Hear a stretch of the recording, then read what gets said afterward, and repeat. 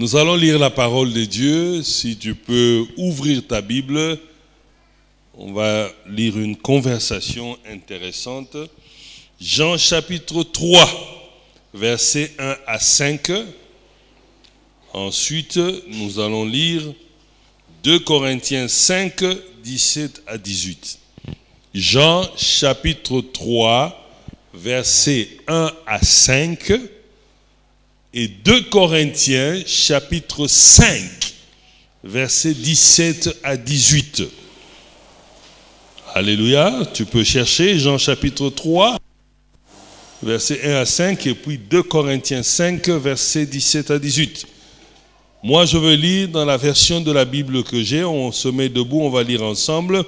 Mais il y a parmi les pharisiens un chef des Juifs, nommé Nicodème.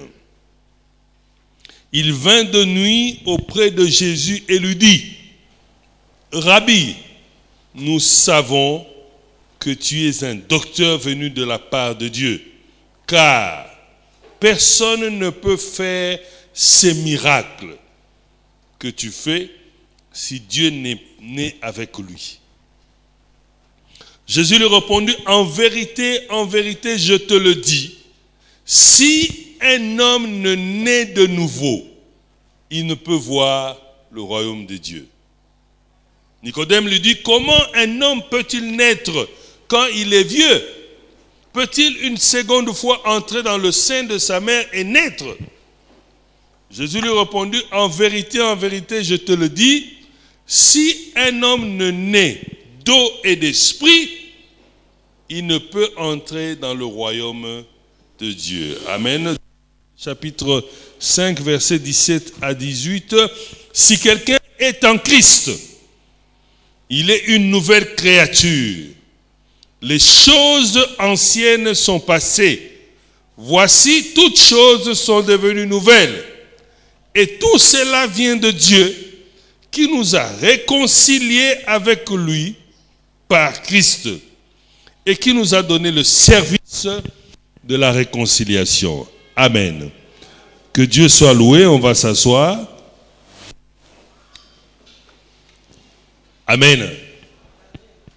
Je voudrais vraiment nous ramener le jour où nous nous sommes convertis. Et on doit aller pour corriger les choses. Ce matin, je suis passé par un endroit où on faisait une construction et en dessous du sol, il y a beaucoup d'eau. Et une des colonnes qu'on avait mises, en creusant, la colonne a bougé un peu. Donc, on ne peut pas construire une maison comme ça parce que la colonne a déjà bougé. Alors, il fallait corriger. Et je disais au maître maçon, j'ai dit, voilà, il faut mettre encore une colonne à côté, que ça soit penché contre lui.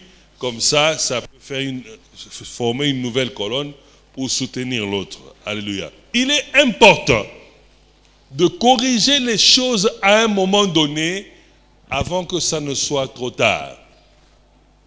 L'histoire ici, c'est l'histoire de la naissance nouvelle.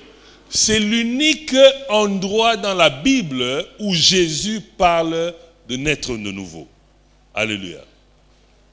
Et les apôtres ont entendu cela, mais c'était la première fois que Jésus parle à une personne qui n'est pas apôtre. Et il va parler de la naissance nouvelle. Et nous tous ici, nous savons comment est-ce qu'on dit que je suis né de nouveau. Je suis né de nouveau. Tout le monde ici, si je vous pose la question, non, moi je suis né de nouveau. D'autres ont même mémorisé la date de la naissance nouvelle. Il dit non, désormais c'est ma date d'anniversaire. Alléluia. Mais comment est-ce que nous sommes nés de nouveau? Il y a eu peut-être une campagne d'évangélisation, il y a eu peut-être une prédication, il y a eu peut-être une révélation dans ta chambre, et quelque chose te dit non, ça ne va pas dans ma vie, je dois donner ma vie à Christ. Et le pasteur ou le prédicateur qui est là, il fait l'appel, il dit tous ceux qui veulent recevoir Christ, venez devant, venez, n'ayez pas honte. Si vous êtes là-bas, venez, si vous êtes derrière, venez. Et les gens s'approchent. Et on les fait répéter une prière. Ils répètent une prière. qu'ils ont répété, mais ils n'ont pas dit ça avec leur cœur. Parce qu'ils ont répété. Et à la fin de la répétition, on dit, bon voilà, maintenant, tu vas suivre les affermissements, tu vas suivre ceci, et puis après, il rentre chez lui, il dit non, il est né de nouveau. Alléluia. Amen, parce qu'il a accepté Christ comme Seigneur et Sauveur. Mais ce que nous avons oublié, c'est tout un processus. Ce n'est pas seulement le fait d'avoir accepté ce jour-là Christ, mais c'est tout un processus qui doit continuer. Alléluia. Et beaucoup d'entre nous, nous avons abandonné le processus. Ou nous avons refusé d'entrer dans le processus parce que nous considérons que nous sommes nés de nouveau. Amen. Il y a quelques années, il y avait un colonel ici à Kinshasa qui a entendu le message, il était malade, un pasteur l'a prêché et il a accepté Christ. Alors, en lisant la Bible, il tombe sur 2 versets. Il y a un verset qui dit « Moi et ma maison, nous servirons l'Éternel ». C'est Josué qui a dit cela. Il dit « Mais ce n'est pas possible. Donc, moi et ma maison, comme je suis enfant de Dieu, ma maison aussi. » Et puis, il tombe sur un autre verset. L'apôtre Paul dit « Crois, tu seras sauvé, toi et ta famille. » Donc, les gens qui habitent avec moi, c'est ma famille. Ils doivent être aussi sauvés. Alors le colonel a appelé le pasteur. Il dit non, nalingi batu nyonso awa na ndaku bayamba Yesu. Mais le colonel avait 4 gardes, matin, midi, soir. Abina na pasteur na ba garde pe faut bayamba Yesu.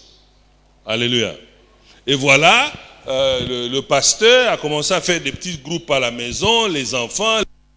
Tout le monde à la maison a reçu Christ et c'était maintenant le tour des gardes. Alors le pasteur est allé vers le garde du matin, il les prêche. Le garde dit, ah papa, makambozo beza ya solo. Mais biso ko kengela mokonzi. Makambo wana moyo to kotango ezati. Il prêche le soir, même réponse. Alors après un temps, le colonel lui pose la question, mais pasteur, comment avec mes gardes, ils ont reçu Christ? Il dit non, ils n'arrivent pas parce qu'ils disent qu'ils sont ici pour toi, ainsi de suite. Il dit comment? Ngai colonel n'aime Yesu. Bongo bango ba dit ko mbati allez, yakana ngai ya pasteur. Et le colonel sort avec le pasteur, il dit gardez. Comme c'est un colonel, les 4 gardes qui étaient là, debout à vos ordres, mon colonel. Il pose la question, ngai nani? Il dit non, mon colonel. Il dit bon, ngai soki na lobi di kambino bo soboye. Bo était mon colonel. Allez, recevez Jésus maintenant. Avec toi, yambié mon konzinangai. Alléluia. Et un des soldats a témoigné à l'église que non, l'obi mon colonel a mis ça qui biso Jésus. En fait, eux aussi, au même titre que toi et moi, ils ont reçu Christ. Parce que ce n'était qu'une phrase que nous tous on a dit. Et eux aussi, ils ont dit cela. Alléluia. Mais ils n'ont pas reçu Christ avec leur cœur. Ils ont reçu Christ avec leur intelligence. Parce qu'il fallait régler le problème avec le chef, faire plaisir au chef, mettre l'ordre militaire, c'est tout. Mais le jour-là, un des soldats veut dire, maman,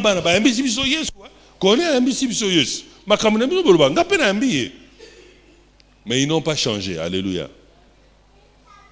Dans le processus maintenant, eux, ils ne sont pas entrés dans le processus. Ils ne sont pas allés prendre les affermissements.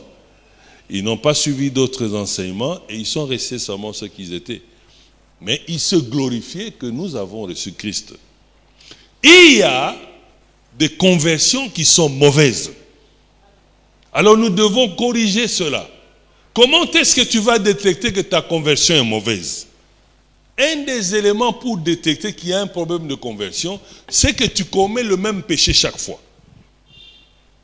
Alléluia. Yo kwea kaka na likambo wana chaque fois. Quelque part, le fondement dans lequel tu as bâti, il y a des fissures.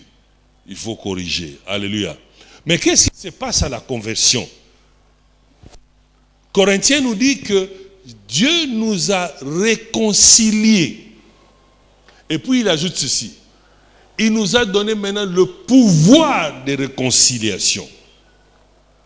Lorsque nous acceptons Christ, il y a un dialogue spirituel qui se passe. C'est-à-dire, tu t'assieds avec Christ, c'est Dieu qui t'amène devant Christ. Maintenant, il y a un dialogue. Le dialogue, c'est quoi? Toi, tu commences à dire tout ce que tu as commis comme erreur. Ou lui, il te dit ce qu'il n'a pas aimé de ce que tu as fait. Il y a ce dialogue-là. Mais à la fin du dialogue, lui, Dieu, il dit, voilà, moi, tout ce que tu m'as fait, ou tout ce que je t'avais demandé, tu n'as pas fait, j'oublie. Pour toujours. Alléluia. N'y pense même plus. Je n'ai plus une colère contre toi. Je ne te dois plus rien. Tout ce que j'attends de toi, que tu puisses m'obéir et suivre ma voie et faire ce que moi je te demande de faire. Alléluia. C'est le dialogue qui se passe, mais nous tous ici, nous n'avons pas vu ce dialogue-là. Ça s'est passé en esprit. C'est comme ça que Jésus dit que Nicodème, si tu ne nais pas d'esprit, amen.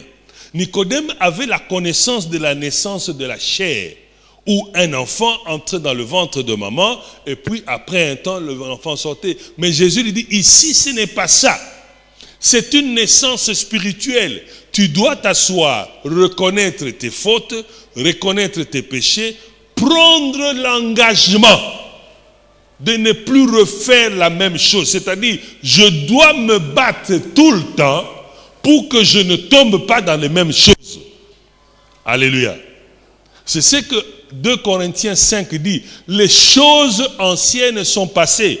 Mais la traduction française ici est un peu rigide. Dans une autre traduction, on dit, les choses anciennes sont en train de passer. Tous les jours, tu fais un effort pour t'améliorer. Tous les jours, tu fais un effort pour avancer. La conversion n'est pas un contrat.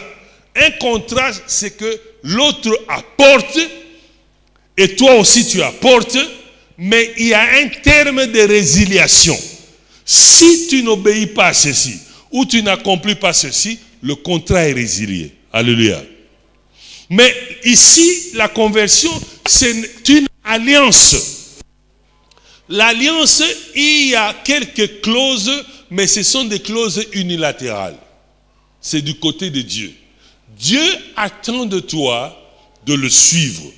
Il attend de toi de l'obéir. Il attend de toi d'accepter ce qu'il te dit, quand bien même c'est difficile. Mais en contrepartie, il te garantit que quelle que soit la circonstance de ta vie, il ne va pas t'abandonner. Alléluia. Et ensuite, il te dit ceci. Comme cette alliance concerne le royaume de Dieu, moi, Dieu, je te réserve une maison là-bas, dans mon royaume. Le jour où tu termines sur la terre, tu es sûr qu'il y a une résidence qui t'attend. Alléluia. Deuxièmement, le contrat est limité dans le temps. Mais l'alliance n'est pas limitée. Parce que l'alliance de Dieu, c'est pour l'éternité. Mais le contrat, comme le contrat de bail, le contrat de travail, après un temps, ça s'arrête. Alléluia. Laisse-moi te dire, on a beaucoup fait et on a beaucoup parlé des choses qui font plaisir à notre âme. Mais on parle très peu des choses qui font plaisir à notre esprit. C'est deux choses différentes. La naissance nouvelle n'est pas dans l'âme, c'est en esprit. Parce que l'âme, c'est quoi? C'est là où il y a les émotions. Ce n'est pas le fait que tu ne vas plus en boîte, ou que tu ne prends plus l'alcool, ou que tu ne cours plus derrière les femmes, qui fait de toi converti. C'est le fait que ton esprit, qui était connecté à un esprit du diable, est maintenant connecté avec l'esprit de Dieu. Et que lorsque le diable vient pour se connecter en toi, tu es capable de fermer cette porte-là et avancer. Le diable, pour te tenter, il ne connecte pas esprit. Et il pousse ton esprit à donner les ordres à ton âme. Et lorsque l'ordre arrive à ton âme, l'âme produit les émotions. Et c'est à ce moment-là que le péché est consommé. Amen. Et qu'est-ce que Dieu a fait? Il t'a laissé dans les mêmes émotions. Tu as toujours les mêmes émotions qu'avant. Mais il a déconnecté ton esprit avec l'esprit de l'ennemi, il a connecté ça avec lui. Et il te dit, exerce-toi. Exerce-toi chaque fois. Alléluia. Il y a donc un engagement. Il y a eu une réconciliation. Il y a un engagement. Et il y a une promesse d'accompagnement. Dieu te promet qu'il va t'accompagner.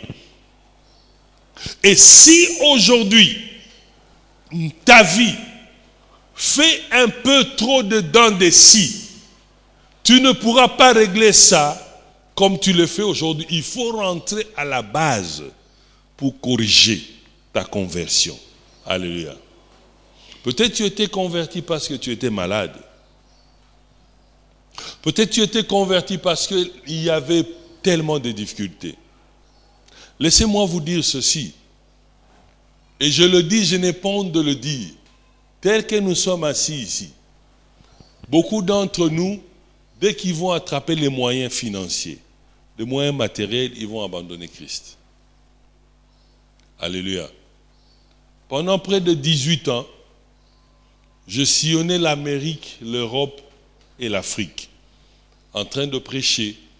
Et j'ai reçu beaucoup d'Africains en Amérique. Dès qu'ils arrivent, tu prends 10 personnes venant ici de Torrent de Kérit. Tu prends les... J'exagère, hein, que la chorale me pardonne. Tu prends toute la chorale. Tu les transposes en Amérique. Boum! S'ils sont 10, 7 vont abandonner. Et j'ai vécu cela. J'ai vu ça pendant des années, pendant 18 ans, j'ai vu cela. Ils arrivent et puis, oh non frère, bon, c'est pas quand même le Congo, toi qui es dans l'église à tout moment. Parce qu'ils venaient à l'église parce qu'ils n'ont rien à faire. Bon, aux années là, ça a été nandako. Nzale zali, courant maï ezate. Qu'est-ce que tu fais? Alléluia. Non, je ne dis pas que c'est vous, hein. Parce que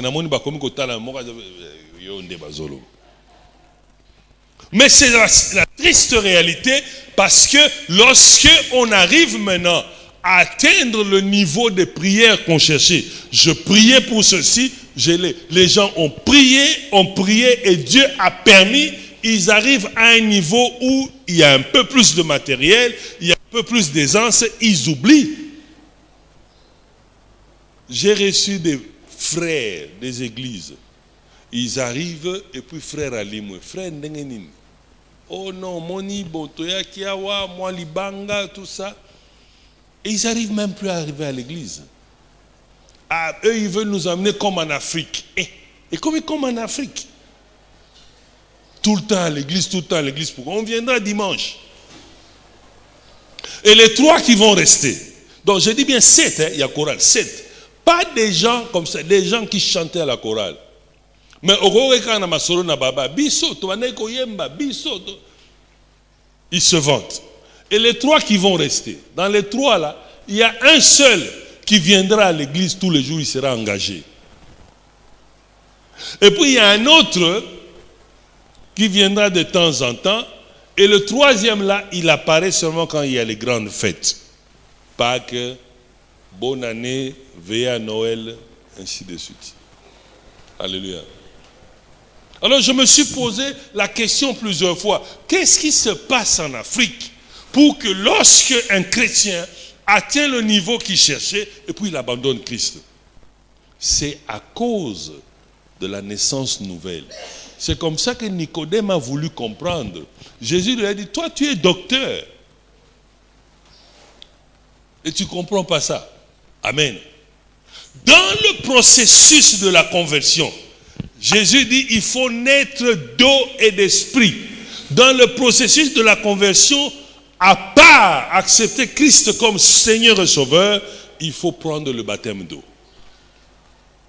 Alléluia. Et après le baptême d'eau, il faut se battre pour recevoir le baptême du Saint-Esprit. Vous comprenez? Ces deux choses changent et solidifient ta conversion. Le baptême d'eau est une expression publique de ce qu'il y a en toi comme décision. Tu vas entrer dans l'eau avec Christ, tu meurs avec lui et tu sors une nouvelle créature. C'est un signe d'alliance. Chaque organisation a un signe d'alliance pour s'associer à l'organisation. Si tu es à l'école primaire, secondaire, le signe d'alliance, c'est le bleu-blanc. C'est l'uniforme, n'est-ce pas? N'est-ce pas? Alléluia. Dans certaines tribus, le signe d'alliance peut être les hommes, on met les balafres ici, les femmes ont fait ceci, nos mamans avaient des tatouages ici.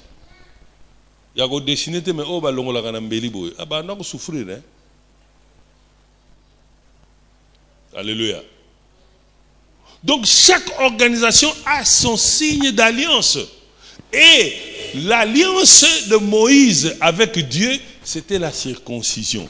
C'était une alliance qui ne concernait que les hommes, pas les femmes et les enfants. Il fallait se circonscrire. Mais l'alliance avec Christ est une alliance qui concerne et les hommes et les femmes. Et le signe de cette alliance, c'est le baptême d'eau. C'est pour cela que je te supplie, si tu n'as pas encore eu le baptême, il faut le faire. Le baptême ne sauve pas. Ce n'est pas ça qui va t'amener au ciel, mais c'est une des étapes dans le processus de conversion. Alléluia. Deuxième signe, c'est le baptême du Saint-Esprit. Rappelez-vous que les apôtres ont vécu 2-3 ans avec Jésus. Ils ont reçu toutes sortes de messages. Et à un moment donné, Actes chapitre 1, Jésus leur dit, ne vous dispersez pas. Restez à Jérusalem jusqu'à ce que le Saint-Esprit viendra. Et lorsque le Saint-Esprit est venu dans Actes chapitre 2, c'est à partir de là qu'ils ont commencé le ministère. Alléluia. Donc ces deux éléments sont capitaux. Le baptême d'eau, on le prend par sa propre volonté. Mais le baptême de l'Esprit, c'est la volonté de Dieu. Amen. Lorsque tu avanceras dans ta marche de conversion, à un moment donné, Dieu va permettre que le baptême du Saint-Esprit se passe. Et la plupart du temps, pas toujours, la plupart du temps, ça se manifeste avec une expression de langue nouvelle. Alléluia. Et pendant ce processus, c'est la bagarre que nous avons de ne pas céder aux habitudes anciennes. Et de ne pas aussi céder aux habitudes nouvelles du monde. La conversion n'est pas quelque chose de facile. Et nous croyons que parce que nous avons fait cette prière-là, que nous sommes convertis. C'est tout un processus. Alléluia. Alors je sais, moi, toi, nous tous ici, chacun de nous peut checker si réellement il est converti. Venir à l'église, ça ne suffit pas. Chanter à le choral, ça ne suffit pas. Être au protocole, ça ne suffit pas. Tout cela sont les expressions du travail et de l'amour qu'on veut faire pour Christ.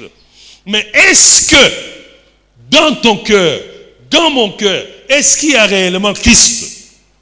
Est-ce qu'il est assis sur ce trône et que je dis, ah, je veux me battre? Amen.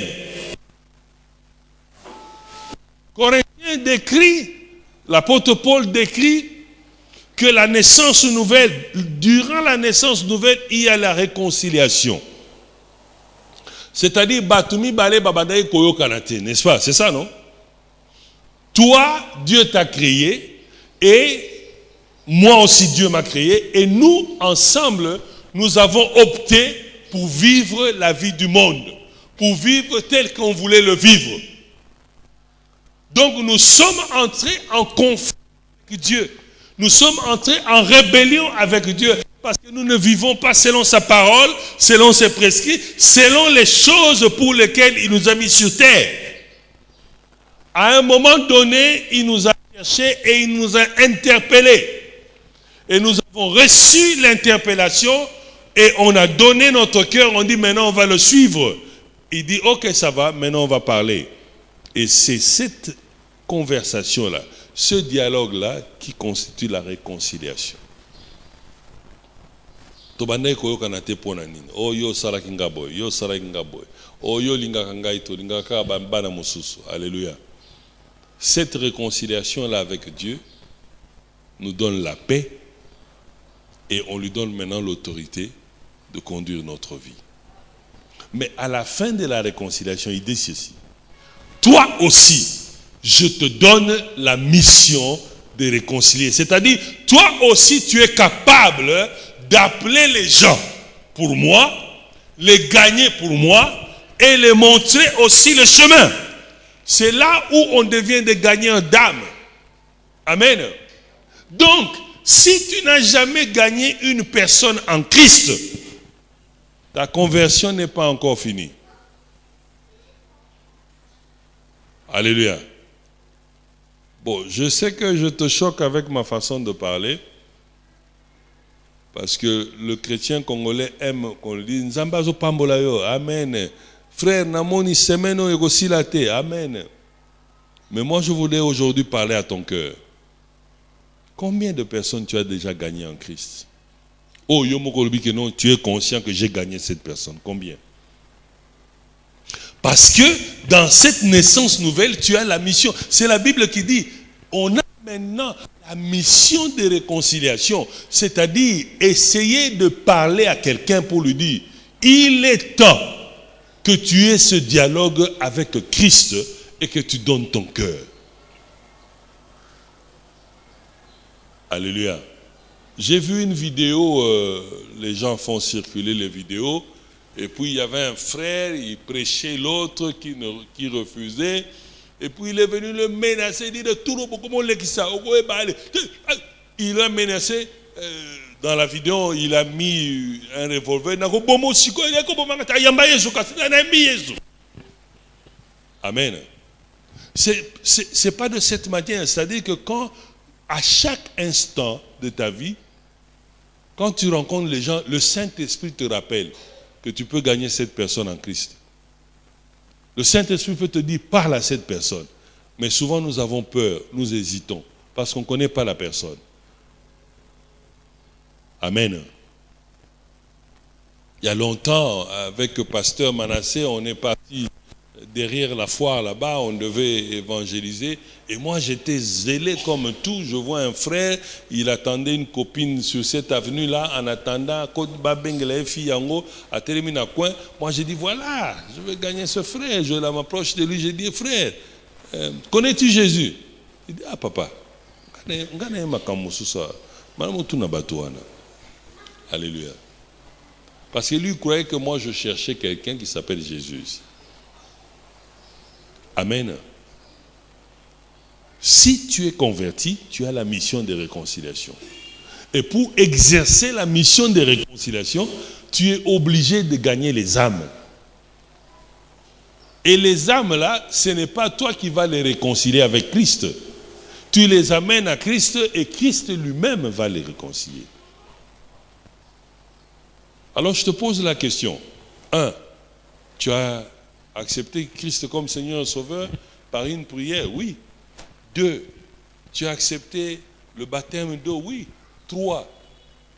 Tu t'es battu pour avoir le baptême du Saint-Esprit? Certains vont dire oui, certains vont dire non.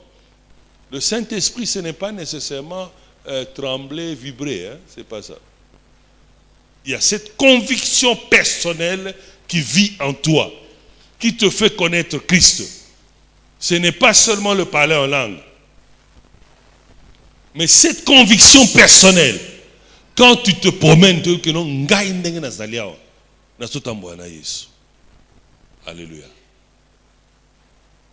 Ça n'a pas de diplôme, ça n'a pas d'âge, ça n'a pas de dimension, ça n'a pas de genre, mais c'est une conviction à l'intérieur que Dieu ne peut pas m'abandonner parce que je lui ai rien fait de mal.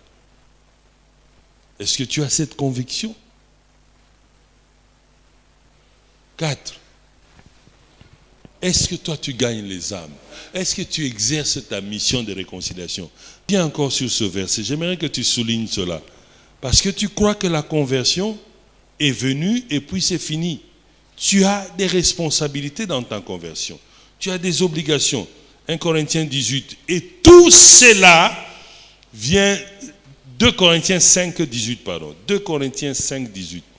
Et tout cela vient de Dieu, qui nous a réconciliés avec lui par Christ et qui nous a donné le service de la réconciliation. Alléluia. Et c'est ça la clé de la vie chrétienne.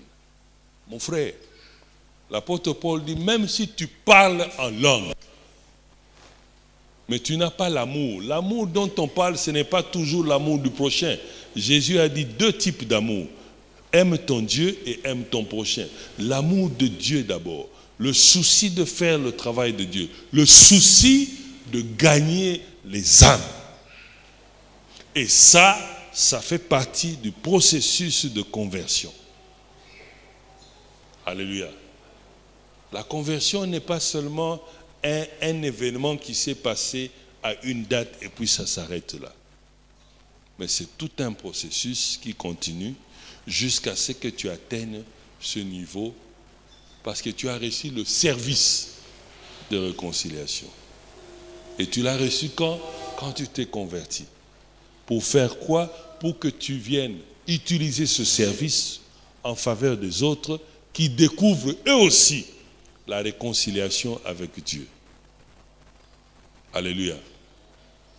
Il y a des gens même qui ont peur qu'on sache qu'ils sont des chrétiens. Laisse-moi te dire ceci. N'aie pas honte de ton identité. Quand tu as décidé d'être chrétien, reste chrétien.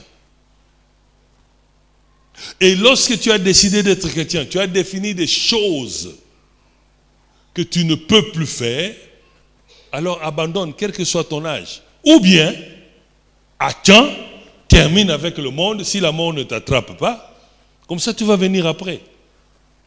Pourquoi on peut venir à l'église, danser comme on peut danser, et puis de l'autre côté aussi, on danse plus que même à l'église.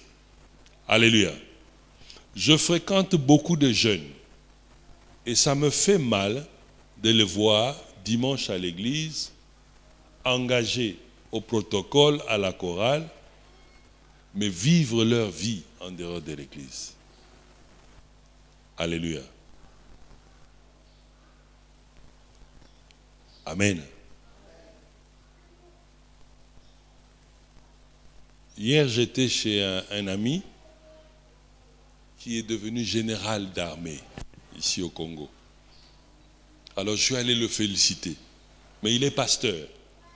Il est pasteur à l'église, dans une église. Moi, sachant qu'il était pasteur, et on devait partir en groupe, on essayait de voir quel cadeau acheter, tout ça. Moi, j'ai dit non, on achète la Bible. D'autres ont résisté, j'ai dit non, moi je veux seulement la Bible. Alors j'ai acheté la Bible, et on a dédicacé, on a signé à l'intérieur. Et je lui ai donné cela. Alors, vous allez boire quoi? J'ai dit non, moi je prends un coca. L'autre dit, ah, vous en avez beau forte. Alors, le frère dit, excusez-moi, vous allez souffrir. Mais chez moi ici, je ne peux pas servir l'alcool. Alors, on s'écrivait comme ça sur WhatsApp. Il y a un qui a dit, ah, fuck up, ah ouais, tout ça a toqué un absent. Mais comment un homme qui a chez lui à la maison, où il peut acheter autant de Beaufort, et il veut venir chez toi et t'imposer le Beaufort? Alors, deux fois, on ne comprend pas le service de réconciliation. Parce que tout celui qui vient chez toi, tu dois directement refléter que tu es né de nouveau. Et dans ce respect-là, j'ai dit à ma femme, j'ai dit ceci, fais attention. Comme elle est du sud Kivu, là-bas on boit beaucoup. Bah, beau-frère, bah, Mélanani, vous, Moko, donc, non, ils boivent. Hein. Si tu es du sud Kivu aussi, pardonne-moi, mais c'est une réalité. Même pas sud Kivu, tout le Kivu là-bas. Kivu, Katanga, bon, partout on boit, mais au Kivu, on commence même au niveau des bébés. Bébés déjà, comme en Belgique, ils font ça. Mais bref, dans sa famille, les gens boivent. Amen. Mais je lui ai dit ceci. Ce n'est pas mon problème. Quand ils ont commencé à boire, moi je n'étais pas là. Ils peuvent boire chez eux. Ils peuvent même venir ivres chez moi. Mais chez moi là, quand ils arrivent, tout ce que je peux offrir, c'est la boisson sucrée, boisson non alcoolisée. Alléluia. Et j'ai entendu un dire, ah, alors bien sûr, kuna na bakene soute. OK, kuna bazo peso ba mai, ba jus tout ça. Dans ça na onine. J'ai dit OK, c'est une bonne chose, une personne de moins. Il faut que les gens connaissent ton identité, même au travail, même dans le quartier, que les gens, la naissance nouvelle doit transpercer. Et il faut pas monde en Olibanda que celui-là a Bongwama. Et j'ai dit à ma femme, fais attention parce que si tu les laisses commencer à prendre l'alcool ici, 2 fois, 3 fois, le jour où ils auront un problème, et que quelqu'un leur dit non, toi qui n'es pas pasteur, c'est eux-mêmes qui vont te dénigrer. Alléluia. Et si tu ne veux pas montrer que tu es né de nouveau, les autres sont contents parce que tu les ressembles. Mais toi, tu vas continuer à souffrir. Et tu auras des problèmes avec ton Dieu. Amen. Défends ton identité. Montre que tu es né de nouveau. Comporte-toi de la même manière. Qu'est-ce que ça fait? Qui mourra? On t'a dit que quelqu'un est mort parce qu'il a dit qu'il était chrétien. Au travail, dans le quartier, au marché, partout. Défends ton identité. Amen. Il y a très longtemps en Amérique, je suis tombé malade, je suis allé à l'hôpital. On m'a donné une facture, je ne sais pas, de 3000 et quelques dollars qu'il fallait payer. Je n'avais pas d'argent. J'ai dit, bon, je vais aller travailler dans cette usine-là. Les Congolais travaillent là-bas. Pendant 2 mois, l'argent qu'on va me payer, c'est pour que je paye la facture-là. Moi, je suis parti pour 2 mois seulement. Mais quand je suis allé là-bas, c'était un travail difficile. C'était une compagnie qui produit les pare-chocs de véhicules. C'était vraiment très difficile, très physique. Moi, je suis allé là-bas pour 2 mois. Je n'ai dit à personne. Mais comme le travail est difficile, les gens se plaignent tout le temps. Et c'est difficile et on ne donne pas tellement le contrat parce qu'on veut que tu sois à l'aise avec le travail. Et moi, j'étais là, je ne faisais que chanter. Quand on travaillait, je chantais, je chantais, je chantais. Et le chef, mais Mouto, il se plaindre, il y a Zaka Koyemba, alléluia. Il voulait comprendre, mais qu'est-ce que... Moi, j'ai dit, non, moi, je viens avec Christ. J'ai la joie de Christ en moi. Pourquoi je dois murmurer? Amen. Même au boulot, yo Zaka Olikamuki, Oso Kangi Kanda, yo Zana don spirituel, il y a colère. Il faut que la conversion se reflète. Ce n'est pas une histoire qui s'est passée, c'est passé. Non, c'est tous les jours. C'est un processus jusqu'à ce que Christ va revenir ou si nous quittons le monde d'avant. Alors je voulais te défier. Est-ce que tu es réellement converti? Est-ce que ton comportement montre que tu es converti? Est-ce que ce que tu fais en dehors de l'église montre que tu es converti? Alléluia. C'est la question que je te pose. Et si tu sens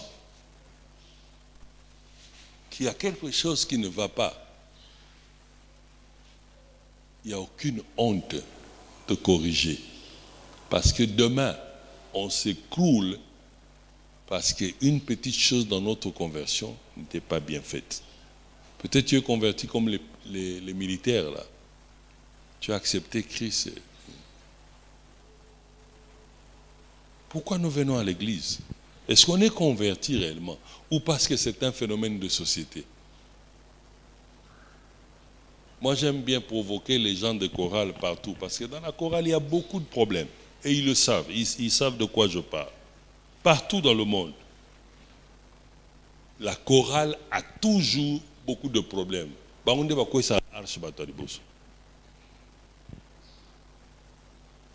Est-ce que tu te sens converti?